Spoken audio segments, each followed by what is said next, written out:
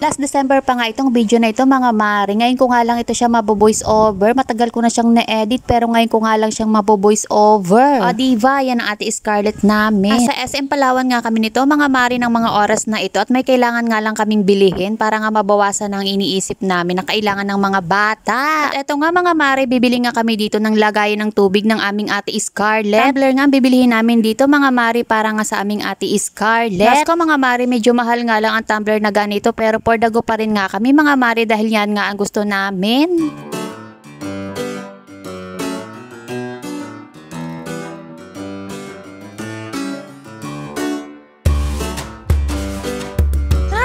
Voice over ako ang ingay ng manok. Oh my gulay. At ayan nga mga mare, pumipili nga dyan si daddy ng kulay. Nabilihan na nga pala namin dyan mga mare ang aming Estela noong mga nakaraang araw pa. Nauna na nga siya naming binilihan mga mare dahil sinama nga namin sa kanyang pang Christmas gift yun sa school. Presyo nga pala mga mare ng tumbler na ito kasama nga ang bag dahil binilihan nga namin siya ng bag mga mare yung tumbler para meron ngang lagayan at hindi nga mahirapan bitbitin ang aming mga anak. Nasa 500 plus nga ang presyo nito mga mare kasama na nga ang bag. Ito nga mga mare, nakita ko nga itong vlogging kit na ito mga mare pero syempre hindi ko nga yan bibilihin. Tiningnan ko nga lang yan mga mare. At sa mga puntong ito mga mare, papunta na nga kami nito sa counter para bayaran nga ang tumbler mga mare. O diba may daladalang brown box nga ang aking asawa dyan mga mare. Yun nga palang aking sandals mga mare. Hindi ko na nga nakuna ng video kung paano ko nga siyang binili paano. Ano talaga o diba, basta sandals ko nga yun mga mare. Pagkatapos nga naming magbayad doon mga mare, dumiretso nga kami dito sa grocery store. Ayan nga mga mare, ang aming Estela na nga ang kumuha ng cart dyan mga mare, kunti nga lang din naman ang aming bibilihin dyan. Hindi na nga ako nakapagkuha ng video dyan mga mare kung ano nga ang aming mga pinangkukuha dyan. Nasa counter na nga kami ng mga oras na yan mga mare. Ganda-ganda nga ako dyan mga mare sa suot na jacket ng aking asawa at ng aking dalawang anak. Bigay nga yan ng aking biyanan mga mare. Kung napapanood mo nga po ito inang, maraming salamat po.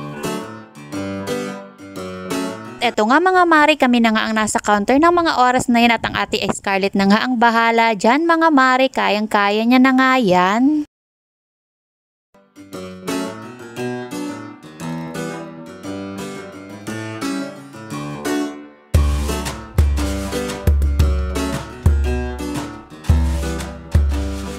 Nasa labas na nga kami dyan ng mall mga mare. Sabi ko nga sa dalawang anak ko, ikunan ko nga muna sila ng video. Nang pauwi na nga kami dito mga mare, dumaan nga kami dito sa bilihan ng bigas. Sabi kasi ng asawa ko mga mare, bumili nga raw kami ng 25 kilos na bigas para may reserba nga kami sa bahay. Ayaw kasi ng asawa ko mga mare, yung kailang wala na, doon nga lang bibili. Tapos kung kailang kailangan na nga mga mare, wala na nga pambili. O diba, kaya nga ayan nga mga mare, gusto nga ni daddy bumili nga agad ng extra. Basta yun na yun mga mare. At eto nga mga mare, kinabukasan na nga ito.